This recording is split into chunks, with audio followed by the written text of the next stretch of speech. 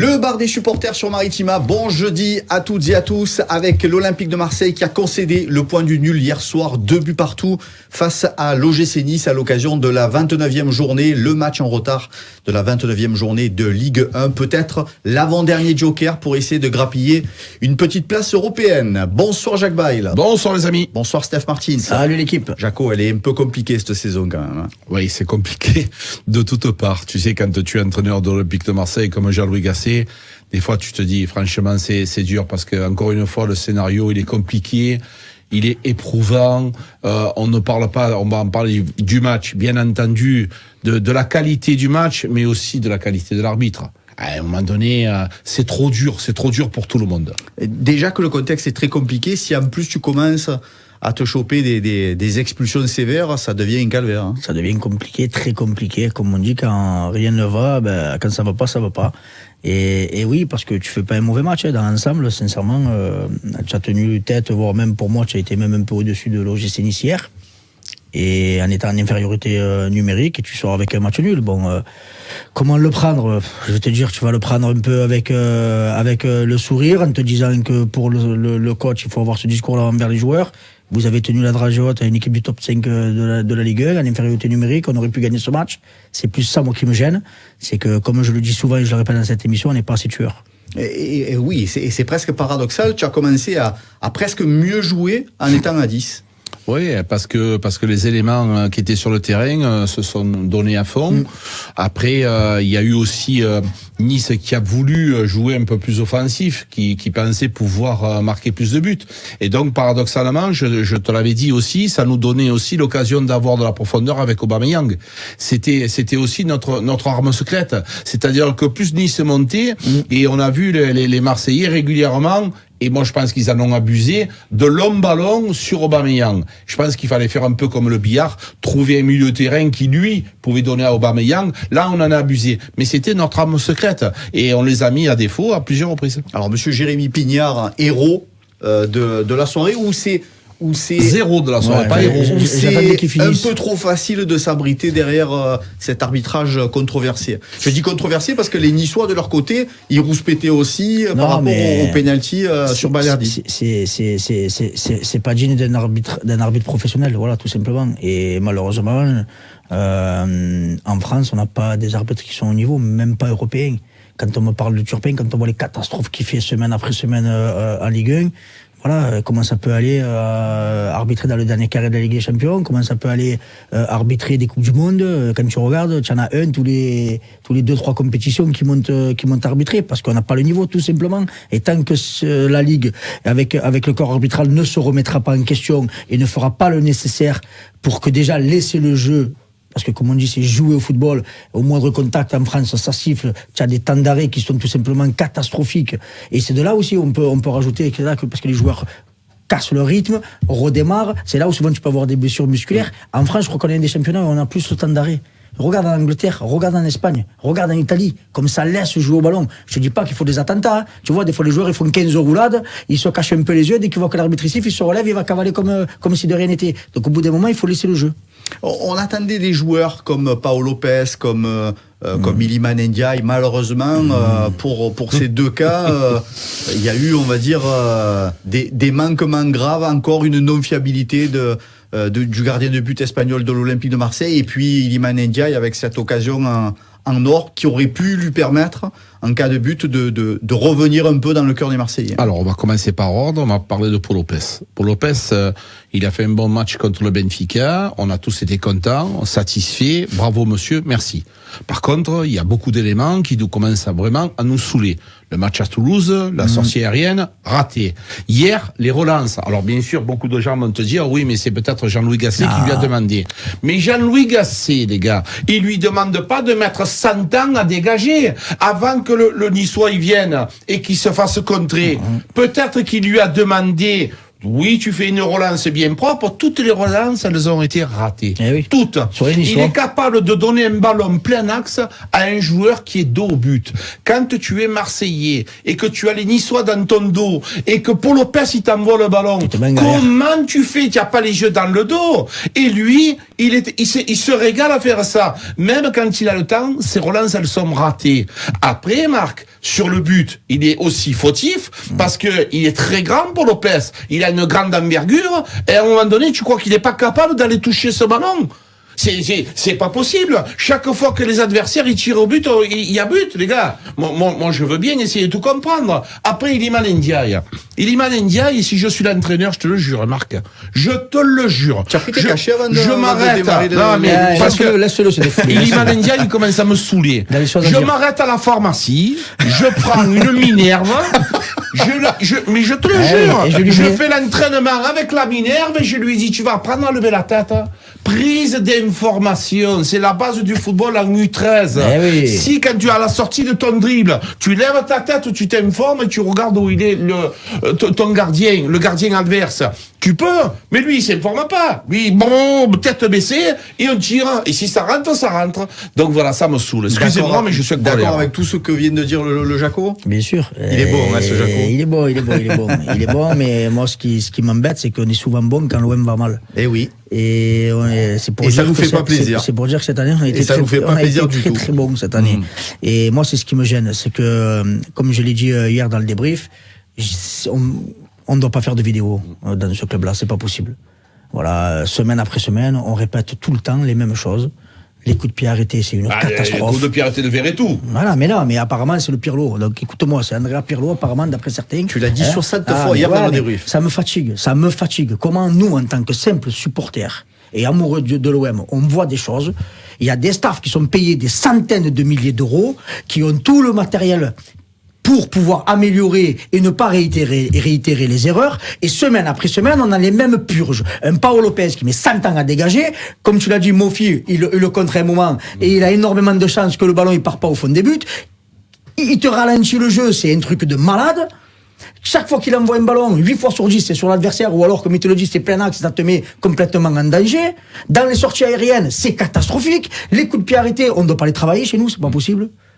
Les corners, il y en a eu 1 ou 2 qui ont été bien tirés, tous les autres, premier poteau. Non, moi je comprends pas. Qu'est-ce qu'on fait à l'entraînement? Si c'est pour faire des taureaux et faire du petit footing, je suis professionnel, moi, demain. Hein. Toi, tu l'es, et lui, il est aussi. Hein. Jaco, peut-être un peu moins que... non, mais sérieux, c'est Jaco, fatigant. plus sérieusement... Je peux peut-être jouer au plus haut niveau que vous, hein. Voilà, ça y est. Ça peut prendre les gens, ils sont susceptibles. On va chercher les albums, on va chercher les albums. Noir et blanc, mais il va les chercher. Non, vous inquiétez pas, il y avait la couleur. Je suis pas né avec les calèches. Jaco, plus sérieusement, il y a une autre action qui nous a fait bondir, mais là pour le coup on peut un peu moins le lui reprocher, c'est celle d'Aubameyang. Ça aussi, ça nous aurait fait du bien, quoi. Ah, mais reprocher, tu es impossible de reprocher. Tu peux, à lui il faut même faire une statue, parce que ça c'est une occasion qui se crée tout seul. Il va se la chercher, il va au bout du bout. Et à un moment donné, quand tu es attaquant de l'Olympique de Marseille, à 10 contre 11, il n'a pas eu beaucoup de ballons. Eh ben, il va se chercher l'occasion, il se la crée. Donc malheureusement, ça se joue à 3 ou 4 cm, et ce ballon qui va au fond, ce soir-là, il a juste pas de chance. Mais tu peux absolument rien reprocher. À lui, tu peux rien reprocher. Et comme tu dis souvent, il faut voir l'idée de jeu derrière. Oui. Et ce qui fait simplement exceptionnel. Il faut pas oublier, il part du rond central, côté gauche, il passe entre les deux défenseurs, il accélère, on est au-delà de la 80e minute. Hein. Aubameyang, oui, il reste 10 secondes dans la additionnel. On est au-delà de la 80e minute, donc le mec il a tout le match dans les jambes, avec un match ingrat en seconde mi-temps parce que t'as pas beaucoup de ballons, t'es tout le temps au charbon, à sauter à la tête, parce que c'est que des longs ballons, comme il a dit Jacques, on en a un peu abusé, et t'as cette lucidité de faire ce geste-là. Tu vois, et c'est là où tu vois la classe. Après, voilà, oui, c'est pas payé. Parce que s'il marque, là, tu as le stade, il chavire, je te le dis direct. Et moi, où j'en veux plus, c'est Iliman Ndiaye. Il rentre, il est frais, il a ce ballon en profondeur, il a tout le temps. Calme-toi. Prends, ralentis ta course. Applique-toi. Non, c'est bam, j'envoie une mine et... Manque de confiance, mais alors on fait quoi? Ça va être tout alors on le prend, on le vend. Si c'est pour que c'est le rendu, ça sera tout le temps celui-là, tête baissée, bourrin, parce que oui, il a du talent. On le voit, des fois il te fait des actions, il passe entre 2-3 joueurs, mais après la finition, c'est catastrophique. Côté satisfaction, le retour de Jonathan Klaus avec un magnifique but et puis 65 minutes de haut vol. Quel retour. Quel beau retour, parce que hormis le but, qui est magnifique, ça te prouve que dans ce couloir-là, c'est vrai qu'on essaie d'être quand même aussi objectif, les gars. Mbemba, défenseur central droit. Jonathan Klaus, arrière droit. Ouais. Sarr, couloir droit. Tu avais absolument rien. Tu as Sarr qui va rentrer, tu as Mbemba qui devrait rentrer, et tu as là aujourd'hui Jonathan Klaus qui lui nous a fait voir de quoi il était capable. Donc ce joueur-là, quand il est bien en forme, ça change tout.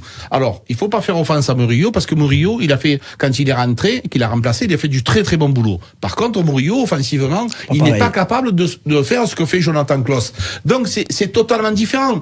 Avec ce joueur-là, ton équipe, elle joue différemment. Elle a une tendance offensive beaucoup plus régulière que ce qu'elle peut avoir quand il y a Murillo. Murillo t'apporte cet équilibre. Mais oui, mais c'est pour ça que je te disais, quand Longoria a fait son équipe avec des entraîneurs, il y avait numéro 1 Klaus et numéro 2 Murillo.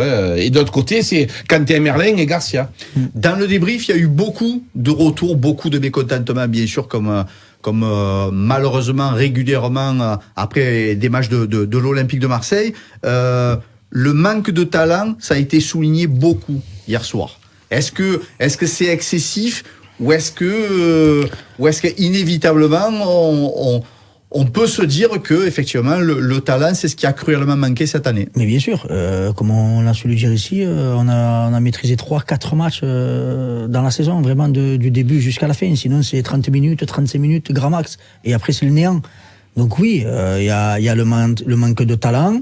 Mais hier, je le dis, parce que pour moi, on fait un bon match. On a tenu la dragée haute à une équipe qui est en forme, qui est top 5 du championnat, qui va essayer d'aller chercher une qualif en Ligue des Champions. En infériorité numérique, tu dois gagner ce match. Sur la physionomie du match, si tu le gagnes, c'est pas volé. Ouais. C'est ça que je veux dire. Donc, c'est des choses qu'on ne voyait pas auparavant. Quand on voit les purges qu'on a vues, sincèrement, hier, moi, je sors du terrain, je suis frustré, pour pas mal parler, on va dire. Parce que je me dis, on aurait pu aller chercher beaucoup plus et te relancer pour aller essayer d'aller chercher cette place en Europa League. Là, c'est vrai qu'avec le point du match nul, ça va être compliqué. Mais le manque de talent, comme il te dit Marc, je pense que déjà tu commences avec Paul Lopez, manque de talent, Samuel Gigot, manque de talent, Amin Harit actuellement, manque de talent, Geoffrey Kondogbia hier n'est pas dans la même catégorie, mais il n'a pas été autant performant que ce il peut l'être. Attention, je le mets pas parce que dans les trois, pour moi c'est les trois qui ont le moins de talent, mais Amin Harit, on sait de quoi il est capable. C'est un joueur talentueux. En ce moment, il ne l'est pas. Moi sur le but, Samuel Gigot, encore une fois, on dézone régulièrement. Et Balerdi, il est souvent esselé à cause de ça. Donc voilà, moi personnellement, c'est des joueurs qui, à mon avis, ils ont beaucoup d'autres qualités que l'on connaît, la grinta, la passion, tout ce que tu veux, mais au niveau du talent dans la relance, ça ne suffit pas. Kondogbia, pourtant, c'est son force. Hein. Oui, mais hier soir, il a été, attention, je le mets pas dans les catégories de tous les trois, parce que hier soir, tous les trois, avec Ndiaye, ils ont été complètement à côté. Quand vous entendez Gasset en conf de presse dire je peux rien reprocher à mes joueurs, est-ce que globalement vous êtes d'accord avec lui ou pas? Oui, parce que dans l'envie, on a vu, les mecs ils ont rien lâché jusqu'à la fin. Comme on te le dit, regarde Aubameyang, l'occasion qui se crée, Ndiaye, et tu joues 45 minutes en infériorité numérique. On a été là présent dans le pressing, on a été présent dans les contacts. Mais la problématique, c'est, comme on te dit, quand tu parles de manque de qualité, c'est quand tu as autant de coups de pied arrêtés et que tu les gères de cette manière-là, dans le monde et le football moderne, pour moi, c'est une part très importante, les coups de pied arrêtés. Quand un match est verrouillé et fermé, où tu n'arrives pas à réussir à prendre l'avantage sur l'adversaire, les coups de pied arrêtés, c'est du pain béni normalement. C'est là où tu dois faire ta différence. Et nous, on n'y arrive jamais. C'est un truc de fou. Contre nous, souvent ça rentre, parce que tu as un gardien qui sort jamais, ou quand il sort, il part à la pêche. Et quand c'est pour nous, alors les tireurs, même pas je t'en parle, voilà, parce que je veux revenir encore sur le même, on va dire que je fais une fixette. Mais oui, je ferai une fixette tant que il y a personne dans ce groupe-là et au niveau du staff qui lui dit arrête de tirer les coups de pied arrêtés. Non, mais le seul qui doit dire ça, c'est Jean-Louis Gasset. Mais pourquoi il le fait pas? Murillo a fait quelques propositions visiblement dernièrement. Bien sûr, c'est normal. Quand tu dis Jean-Louis Gasset, il a rien à reprocher. Oui, il a rien à reprocher à ses joueurs et on va dire pourquoi. parce que tu as fait un match contre le Benfica où tu es allé au bout du bout avec les prolongations, les pénaltys. Tu t'en vas à Toulouse où c'est très compliqué, avec encore une fois une équipe décimée. Tu t'en sors avec difficulté, mais tu arrives à obtenir le match nul avec cet effectif. On rappelle qu'il y avait quand même des jeunes joueurs qui ont venu aider ce groupe. Même Gaël Lafont n'était pas disponible, avec des suspensions d'Harit, avec des suspensions de Samuel Gigot, plus les blessés. Donc ça fait beaucoup. Hier soir, encore une fois, tu joues à 10 contre 11, donc tu ne peux pas exercer tout ce que tu as mis en place parce que tu n'es pas à 11 contre 11. Donc c'est vrai que je comprends que lui se dit, bon, on est allé au bout du bout. Il a rien reproché à ses joueurs. Ça, c'est une vérité. Comme je te dis, moi, je reproche pas l'état d'esprit, hein. C'est parce que je reproche, parce qu'il a été là. Je te l'ai dit, on a fait un beau match, on a tenu la dragée haute, et on mérite de gagner ce match. Ils ont mouillé le maillot. Mais après, comme je te le dis, dans des matchs comme ça, tu n'as pas le droit de faire autant d'erreurs techniques, que ce soit dans le dernier geste ou dans des phases arrêtées. C'est inacceptable. Moi, je ne le cautionne pas.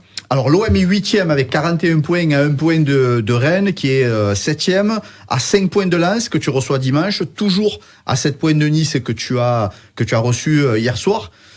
Qu'est-ce qu'il faut espérer de ce classement ? Je vous parlais en ouverture de cette émission d'avant-dernier joker. Est-ce que vous êtes d'accord avec ça ? Ce qu'il faut, Marc, c'est récupérer tes joueurs, tes titulaires indiscutables. Là, aujourd'hui, effectivement, on part du classement, des points de retard. Mais si c'est Jean-Louis Gasset qui est à ma place, il va te dire à un moment donné, je suis pas magicien. Bien sûr. C'est pas possible. Vous voulez que j'invente jusqu'à quand? On le dit régulièrement, c'est du bricolage. Lui, j'essaie de le mettre là. Lui, j'essaie de mettre là des pions, des échecs. Mais à un moment donné, il faut aussi des joueurs qui soient professionnels, qui soient spécialistes à leur poste. Et ça, c'est un manque flagrant. Donc, à un moment donné, quand il va pouvoir récupérer Chancel Mbemba et Balerdi, la défense centrale, ce n'est pas la même, hein. Tu rajoutes Klaus à droite et Merlin à gauche, les gars, on est complètement différents. Tu rajoutes offensivement un Sarr, on commence à ressembler à quelque chose. Si vous imaginiez un scénario qui aurait pu être différent hier soir, qu'est-ce qui a manqué en quelques formules, en quelques phrases, qu'est-ce qu'il a manqué pour s'imposer, que Aubameyang et Iliman Ndiaye marquent les deux actions. De toute façon, dans le football, c'est ça, il faut marquer un but de plus que l'adversaire. Quand tu le fais pas, après tu vas regarder qu'est-ce que tu as mal fait. Aubameyang, on n'a rien à lui reprocher parce que l'action elle est tout simplement splendide, et comme il te dit Jacques, ça se joue à 3 cm, parce que si elle est au fond, autant c'est le but de l'année. Mais par contre, Iliman Ndiaye, il rentre, ça fait 2 minutes, il est frais, il prend la profondeur, il arrive face à face, et c'est comme d'habitude, j'espère, non, voilà, presque dommage, tu vois. Manque de lucidité. Oui. Manque de lucidité. Ça, c'est la priorité au football quand tu es attaquant. On le répète régulièrement, dans les 3 zones, dans la zone de finition, il faut avoir de la lucidité.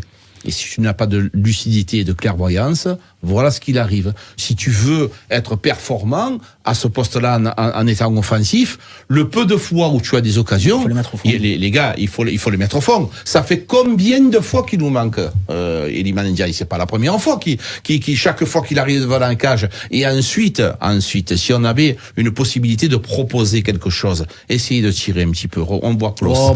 Il a tiré hors de la surface, c'est rentré. On peut tirer hors de la surface. Amin Harit, à un moment donné, il est en position. Mais frappe le gardien, il peut relâcher et tu peux pousser.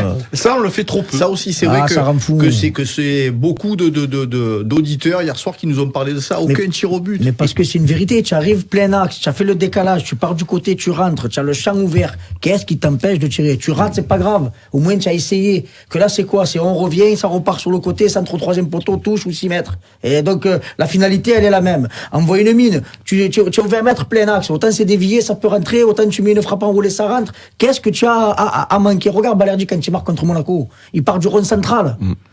Pourquoi on ne tire pas? Pourtant, on a des joueurs qui ont une belle frappe de balle quand même. Tu as du Verretou qui a une belle frappe, tu as Kondogbia qui a une belle frappe, même Gay, il a une belle frappe. Amin Harit est très technique, donc il sait se faire ces fameux enroulés là. On ne tire jamais. Et le problématique, c'est que devant, Aubameyang, c'est pas un joueur de tête.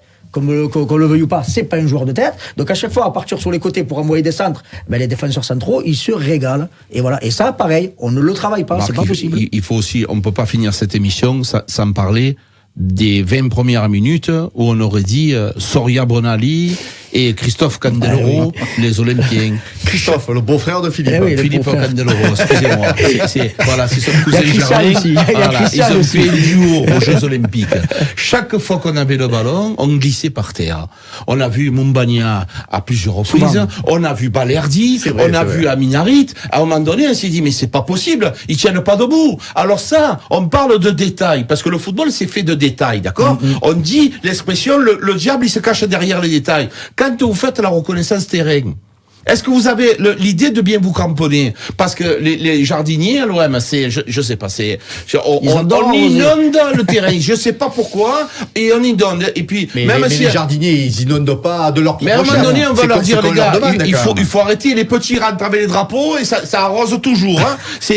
Les petits, ils passent à travers, on les inonde, c'est comme ça. Je me demande, les petits, ils attrapent la crève. Bref, à un moment donné, il va falloir régler ce problème-là, parce que c'est insupportable. Pour terminer, le top 3 et le flop 3 de ce match, vous en avez largement parlé. J'étais avec vous hier soir pendant la retransmission, mais pour ceux qui n'étaient pas Top effectivement 3, avec nous hier soir. si je dis pas de bêtises, j'avais mis Klose, Aubameyang, Balerdi. Et j'avais mis même Kondogbia, que j'ai trouvé qu'au milieu, il avait fait du travail, même si on a pris l'eau. Pour le top, visiblement, vous étiez d'accord tous les deux. Pour le flop, Ben pour le flop, je te l'ai dit, pour Lopez, c'est parti des flops. Tu rajoutes derrière Aminarit qui a été complètement transparent, complètement, et bien sûr, Iliman Ndiaye qui hier soir m'a un peu saoulé. allez, OM Lens, on en parlera demain. Demain, on est vendredi, c'est oui, l'avant-match, bien sûr. Ce sera le prochain match en Ligue 1 dimanche soir, peut-être le dernier joker de la saison pour essayer de grappiller quelque chose pour l'Europe. Merci les frérots, merci Steph. Merci les amis. Merci mon Jaco. Merci les gars. Belle fin d'après-midi sur Maritima et à demain vendredi.